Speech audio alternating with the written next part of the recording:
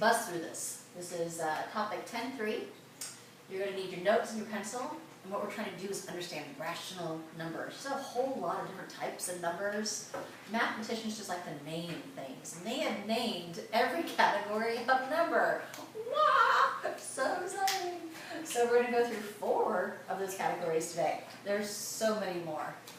So the first thing we do is put Roman numeral 3. It's ordinary rational numbers. Oh, I forgot to write topic 10.3.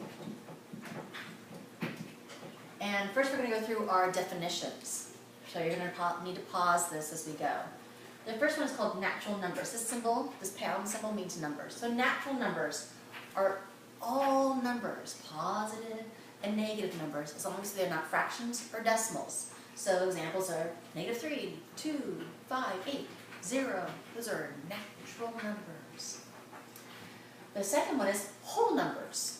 Whole numbers are all positive numbers without decimals or fractions. 3, 5, 9, a billion, right? Everything is positive. It's a whole number. Integers, like we've discussed before, are all positive and negative numbers, including decimals and fractions. So -7, 2/5, -1/5, 3/100, 12.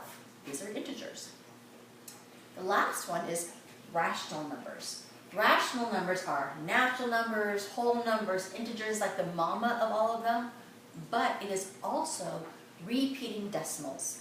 Decimals that would be like 0.333333333, and they go on forever. Remember we put that little bar over it? That's a rational number. 0.67676767, as long as it repeats, that's a rational number.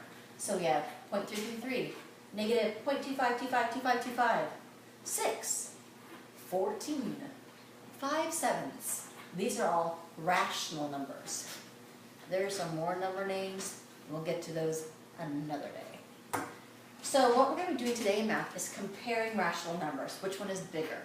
The problem is we have them in different forms. So here I have 2/5, and I want to compare it to 55/100. Remember, we compare it using our less than, greater than, or equal to. Remember, this one is less than because it looks like an L. Less, right? So the problem is that this one's in fraction form and this one's in decimal form. So what you want to do is you want to turn fractions into decimals by dividing. Remember that 2/5, a fraction, is really an unfinished division problem. 2 divided by 5, and the number on top always goes inside. It's on top, it's the winner. It gets to go inside the house. 2 divided by 5. 5 can't go into 2, so we add a decimal and a 0. 5 goes into 20 4 times, so it's 0.4. So we compare, we have a 0.4 and a 0.55. You want to make sure they have the same amount of decimal places, so this one is 2, so we're going to make this one have 2 also. Which one's bigger, 40 or 55? This one's bigger. 4/10 is less than 55/100. So now let's look at this one. We have 6/5, and we're going to compare it to 1 and 2/100. So first thing I need to do is turn this into a decimal. 6 divided by 5, number on top always goes inside. 6 divided by 5, 5 goes into 6 one time. With 1 left over, we have a decimal and 0. 5 goes in there 2 times, so we have 1 2/10. 1 2/10 is equal to 1 2/10. Ah, who knew? Last one we're going to do real quick is number 3. We have -12/100 and -1/2. So we need to turn this into a decimal. So 1 divided by 2 is 0.5. It's -0.5.